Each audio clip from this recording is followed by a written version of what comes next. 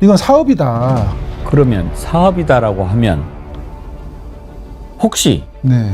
백경정님은 윤석열, 김건희가 마약 사업을 했을까라고 보신다 이겁니까? 그 사업을 누가 했겠습니까? 너무나 어마어마한 거예요. 지금 대통령 내외가 마약 사업을 했다 이렇게 단정을 하는 게 아니고 대통령 내외가 마약 사업을 할 수 있는 위치가 아니니 그 가족이나 대리인이 했을 거다 이 말씀을 드리는 거예요. 그렇죠. 우리가 뒷배 봐줄 테니까 걱정하지 말고 막 갖고 들어와. 신체에 필로폰을 덕지덕지 부착하는 것은 굉장히 오래된 수법이에요. 지금 쓰지도 않아요. 쓰면 다 걸리기 때문에 쓰지 않는 겁니다. 이것 별도의 특검이 필요한 사안이겠는데요. 도대체 김건희하고 윤석열 이자들이 마약 쪽과 어떤 관련이 있길래 이렇게 덮어주고 이랬을까 이제 궁금했는데 두 가지로 지금 생각해 볼 수가 있어요. 네네. 하나는 직접적으로 마약 밀수하고 연관이 돼 있을 가능성. 두 번째는 아까 말씀하셨듯이 최은순이가 평택에서 보세창고 관련해서 밀수하던 일을 봐주던 사람들을 살려주기 위해서 이번에도 야, 그것 좀 덮어줘. 지난번에 임성근이 봐주듯이 이렇게 해서 된 것인가. 이제 이 두 가지인데 아까 말씀하실 때 그런 건가 했는데 단순히 최은순이 건 봐준 사람 봐주려고 하기에는 너무 크다 말이에요.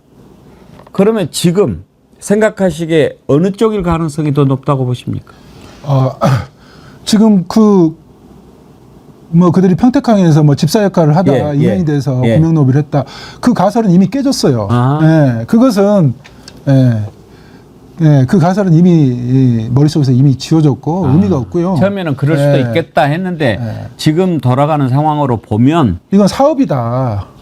이것은 국제 마약 조직 간에 연계돼 가지고 마약을 밀수를 해서 한국에 유통시켰다. 그게 아니에요. 그런 일은 조직 간에 일어나지 않습니다. 그냥 마약 몇 킬로만 손실되거나 분실돼도 조직 간에 전쟁이 일어나는데. 잠깐만요. 제가 지금 좀 몸이 떨릴 정도로 놀라워서 지금 그러면 사업이다라고 하면 혹시 백경정님은 윤석열, 김건희가 마약 사업을 했을까라고 보신다 이겁니까? 그 사업을 누가 했겠습니까? 우와. 아니 저는 정말 놀라운 게 일반 사람이 그런 이야기 하면 그래 네가 이렇게 이야기할 수도 있지 그러겠지만 다른 분도 아니고 그 사건을 직접 수사하셨고 그 내용을 누구보다도 잘 알고 그리고 그 뒤로 얼마나 그 부분을 깊이 들여다보셨겠어요. 그런 백경정님이 이 사건은 윤석열과 김건희가 마약 사업을 벌인 것으로 보인다. 이 말씀은 너무나 어마어마한 거예요. 그 얘기를 제가 24년 국회 청문회가 있었습니다. 조지호 경찰청장 청문회 나가기 전부터 제가 얘기를 했던 그 부분이고요. 그게 언론에 실리지 않았을 뿐이고 지금 대통령 내외가 마약 사업을 했다 이렇게 단정을 하는 게 아니고 대통령 내외가 마약 사업을 할 수 있는 위치가 아니니 그 가족이나 대리인이 했을 거다 이 말씀을 드리는 거예요. 그렇죠. 근데 개입이 돼 있을까라고 이제 보시는 거 아닙니까? 누군가가 직접적으로 지그들이 마약을 한 것보다도 일단 누구를 시켜서 마약하라고 우리가 뒷배 봐줄 테니까 걱정하지 말고 막 갖고 들어와. 다 막아줄 테니까 지금 그랬을 거라는 거 아닙니까? 제가 환기 한번 시켜드릴게요. 신체에 필로폰을 이렇게 덕지덕지 부착하는 것은 굉장히 오래된 수법이에요. 지금 쓰지도 않아요. 이걸 쓰는 사람들은 정신이 나간 사람들로 취급을 받아요. 이렇게 유통시키는. 그 다음에 나무도마에 잘라서 이렇게 집어넣어가지고 들어오는 걸 국민들이 보시고 신기해하잖아요. 굉장히 오래된 수법이에요. 이 고전적인 수법을 쓰지 않아요. 쓰면 다 걸리기 때문에 쓰지 않는 겁니다. 근데 21명의 마약 조직원들이 과연 21명만 있겠습니까? 그렇죠. 제가 영장을 받아도 청구가 안 되고 발부가 안 되는 그런 상황인데 어떻게 수사를 했겠습니까? 근데 그렇게 21명의 조직원들이 들락날거리면서 마약을 맺고 휴대용 캐리어를 가지고 들어왔고 나무도마로 심지어 들어왔고 경찰청장이 윤지근 경찰청장이 후세인 경찰청장을 만나고 있던 그 순간에 필로폰 100kg가 쿠알라룸푸 공항에서 국내 반입을 시도하려고 실렸다니까요. 근데 그 당시에 이 피의자들이 검거된 사실을 어떻게 알았는지 그게 알려져 가지고 그 실린 화물을 바로 회수를 했어요. 그걸 실시간으로 제가 김찬수 서장한테 보고했어요. 이렇게 들어와 가지고 지금 실렸다. 지금 이 알려져 가지고 지금 이게 무산돼 가지고 다시 회수했다고 그런다.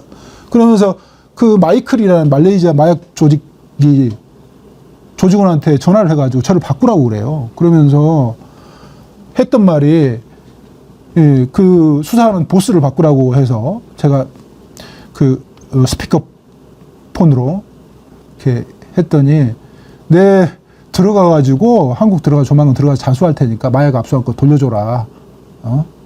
이렇게 비아냥거린다니까요. 그 정도였다니까. 근데 만약에 윤석열, 김건희가 마약 사업에 관련이 돼 있다라고 한다면 지금 새 특검 있지 않습니까? 여기에서 이 내용이 들어 있습니까? 새 특검에 김건희 특검법에 16가지 항목이 있는데 16가지 중에 마약이 들어 있습니까? 마약이 들어 있긴 있는데 그 조병로 관련해서 조병로의 외압과 조병로의 구명 관련해서 그 아주 지엽적인 사안이잖아요. 그렇다 하더라도 수사를 하면서 알게 된 사실은 또 얼마든지 수사할 수 있으니까 할 수는 있겠지만 지금 말씀하신 내용만 같으면 이것 별도의 특검이 필요한 사안이겠는데요? 상설 특검도 지금 통과돼 있습니다. 거기에 구성원을 보니까 검사 5명에 수사관 20명이더라고요. 이 정도 인원으로는 관세청 수사도 어렵다. 코끼리 뒷다리 정도는 그려낼 수 있겠지만 의지를 가지면 제가 이 세관연루 마약 사건은 내일 안에 버금간다. 근데 내일 안은 많이 알려졌잖아요. 이 사건은 국가기관들이 총연합해가지고 아주 꼼꼼히 켜켜이 묻어버렸던 그런 사건이라서 이 사건을 제대로 수사하려면 이 내란 특검 정도의 인원이 구성이 돼야 된다. 제가 이제 주장을 하는데 현재 공무원 신분이니까 지금 되는 대로 추이를 지금 지켜보고 있는 상황입니다. 근데 그 전에 검찰에다가 100번 이야기하면 무슨 소용이 있겠습니까? 바로 그걸 봐준 심우정이라는 자가 검찰총장에 있는데. 심우정이 지시해서 합수팀을 꾸린 거잖아요. 근데 그 합수팀의 그 검사장 밑에 바로 차장 검사가 중앙지검 강력부장 때 이 마약 사건을 덮었던 사람이에요. 마약 관리관이 지휘를 하겠다는 건데 제가 기가 막히잖아요. 그래서 대검찰청 앞으로 달려가게 된 겁니다, 제가. 또 한 가지 좀 여쭤볼게요. 말레이시아가 왜 말레이시아냐? 그리고 이제 또 윤건희가 직접 마약에 개입했을 수 있다고 하시니까 김건희 오빠인가 동생인가 말레이시아에 있다고 그러잖아요. 김진원 씨가 말레이시아 쿠알라룸푸르에서 뭐 차로 한 1시간 반 정도 떨어진 거리에서 뭐 살고 있고 뭐 사업을 한다고 그러는데 김건희 오빠예요, 동생이에요? 동생입니다. 동생. 그리고 김건희 씨 오빠가 김진우 씨라는 사람인데 김진우 씨는 지금 남양주의 원요양원의 대표로 돼 있고 실제로 최은순 씨하고 김진우 씨가 그것을 관리하고 있었는데 요새 거기도 좀 문제가 돼가지고 시끄럽잖아요. 근데 24년 9월 22일이에요. 김진우 씨의 심부름을 하던 젊은 친구가 30대 중반쯤 되는 남자가 김진우 씨 만나고 이렇게 돌아오는 길에 광진경찰서 강력팀에 체포되는 일이 있었어요. 근데 그 사람이 마약을 소지하고 있었단 말이에요. 김진우가? 네, 최은순 김진우를 만나고 오던 사람이 마약을 소지하고 있었는데 그것을 열린공감 TV라는 매체에서 잠복하다가 그것을 이렇게 영상을 촬영한 거예요. 근데 제가 이제 그것을 듣고 그 열린공감 대표 정천수 대표님께 전화를 해봤어요. 이게 어떻게 된 거냐. 거기서 최은순 김진우의 그 미행을 하다가 이상한 사람이 자꾸 왔다 갔다 해서 그 차를 쫓아가 봤다. 그게 오피러스라는 차인데 그 차를 쫓아가면서 이렇게 미행을 했는데 갑자기 형사들이 들이닥쳐가지고 체포를 하더라. 근데 트렁크에서 마약이 나왔다. 그 이후에는 수사의 영역이라 우리가 취재로서는 접근할 수 없었다. 이렇게 말씀을 하셨단 말이에요. 그래서 제가 그때 이제 열린공감 TV하고 인연이 돼서 이 실체를 함께 밝혀봅시다. 목숨을 걸어봅시다. 이렇게 얘기를 하면서 같이 지금까지 이렇게 취재하고 협업을 해왔던 거거든요. 지금 그러면은 차관 그 말레이시아에 있는 동생이 마약 사업과 관련돼 있을 가능성을 그러면 얼마나 보십니까? 말레이시아에 김진환만 있는 게 아닙니다. 이 윤석열과 김건희 씨를 키워냈던 키다리 아저씨가 있어요. 누구예요? 김충식이잖아요. 거기가 말레이시아에 있어요? 네네. 여기가 말레이시아만 있는 게 아니고 인도네시아, 그 다음에 캄보디아 이런 곳에서 특별한 사업을 하고 있다고 합니다. 예. 이것은 제가 수사한 게 아니고 열린공감 TV 매체 취재 내용이에요. 예. 그리고 특별한 의미가 있는 게 동남아에 이 특별한 예산들이 엄청나게 지금 투입이 됐거든요. 윤석열 정부 때. 그게 이제 그런 부분들을 우리가 살펴보면 흐름을 찾을 수 있을 텐데 이 부분들은 지금 현재는 뭐 취재하고 있는 것으로 알고 있고 그렇습니다. 제가 뭐 알겠습니다. 한두 가지 좀 궁금한 것 더 여쭤볼게요. 윤석열이가 김건희랑 같이 용산에서 빠져나올 때 엄청난 양의 수돗물 사용이 논란이 됐거든요. 네네. 그래서 일부에서는 이제 마약 얘기가 나와서 마약 흔적을 지우기 위해서 엄청나게 물을 썼다. 그런 얘기도 있었지 않습니까? 관련이 있을 수 있습니까? 저한테 많은 분이 질의를 하셨는데 그 부분에 대해서는 제가 말씀드리기가 왜냐하면 저는 수사를 했던 사람이니까 뭐 이렇게 추정이 된다 이렇게 말씀드리기는 좀 어려울 것 같고요. 저는 그 부분에 대해서는 언급하기가 조금 그렇습니다. 수사의 범위를 확인의 범위를 좀 넘어서는 그런 무슨 거기 말씀인지는 알겠습니다. 그러면 이렇게 여쭤볼게요. 물 같은 거를 막 계속 틀면 마약은 없어집니까? 그 마약이 필로폰이 순도가 좋은 것들은 이 암모니아, 쾌쾌한 메스타암페타민 그 냄새가 쾌쾌한 냄새가 나요. 그게 이제 어떤 사람들은 이 겨드랑이 냄새라고 표현을 하기도 하는데 암내 나는 것 같은 거. 암내 같은 그런 냄새가 이렇게 맡아보면 납니다. 그걸 만약에 공장이었다, 거기에 마약을 보관하고 뭐 이렇게 사용을 했다, 예를 들어서 이렇게 뭐 어떤 의식을 행할 때 이게 필요했다, 뭐 그런다면은 뭐 그럴 수도 있겠지만 냄새 지우는데 상당한 양의 물이 들어갈 수 있겠지만 그 부분은 오케이. 너무 상상으로 넘어가니까요. 그러겠습니다. 그러면 이거는 어떻습니까? 내란을 일으켰을 때 이른바 사살 명단 막 이런 게 돌았잖아요. 네. 그리고 체포에는 한동훈이 분명히 이제 들어 있었고 나중에 사살 얘기까지 나왔는데 한동훈을 체포하고 이를테면 사살 얘기까지 나온 것은 마약 관련해 가지고 아까 대검 소검 나눴잖아요. 이것과도 관련이 있을 수 있을까요? 저는 그렇게 판단하고 있습니다. 저는 이 국민들 앞에 이 마약 사건의 원천이 무엇인지 설명할 수 있어야 했어요. 그래서 엄청나게 고민을 하고 여러 방면으로 제가 지구대에 쫓겨났지만 발품을 팔아서 알아보기도 하고 여러 매체들과 협업도 하고 이렇게 했습니다. 한동훈은 제가 말씀드렸지만 23년 4월 달에 전쟁을 선포하면서 우리가 바빠졌잖아요. 마약 수사가 엄청나게 진행이 됐어요. 그러는 과정에서 점점 멀어졌죠. 윤석열, 김건희 씨와 점점 멀어졌고 예전에 김건희 씨와 카톡을 수백 번 주고받던 그런 사이가 이제 아니게 됐습니다. 백현웅 수사팀에서 9월 달에 말레이시아 마약 조직을 밝혔는데 한동훈은 나서지 않았어요. 이원석도 나서지 않았어요.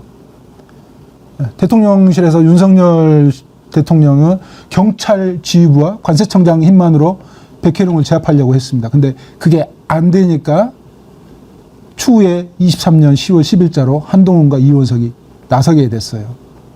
그러면서 더 사이가 안 좋아지게 된 겁니다. 이러면서 윤석열은 이때부터 검찰의 반란을 소검에 반란을 의심하기 시작했고, 윤석열 대통령이 이렇게 평가하는 부분이 있어서 말씀드립니다. 윤석열 대통령은 검찰권을 활용해서 그 자리까지 올라간 사람이에요. 검찰 권력의 그 파워와 두려움을 잘 알죠. 근데 약점을 지고 있잖아요. 뭐 그 전에 도이치모터스 사건, 명품백 사건도 있었고 공천 개입도 있었지만 이런 것들은 서로 이미 알려진 사안이었고, 한동훈 소검에서 약점을 지고 있어서 두려웠던 거죠. 그때부터 저는 윤석열 대통령이 언제부터 내란을 일으키려고 마음을 먹었는지 알 수는 없습니다만 실행을 착수하게 된 그 시점이 이 소검과 대검 간의 갈등이 생기면서부터 착수가 됐다.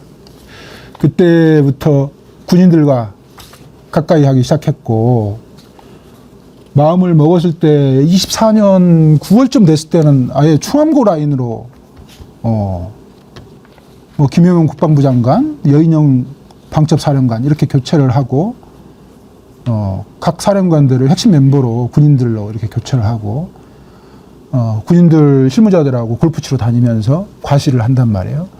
그때 24년 뭐 8월 뭐 이때부터 민주당에서도 그 윤석열 대통령을 향해서 비상계엄 하려고 그런다, 내란하려고 그런다 이렇게 목소리가 나오면서 다 알려졌단 말이에요. 그걸 한동훈과 국민의힘에서 몰랐겠냐고요. 다 알고 있었죠.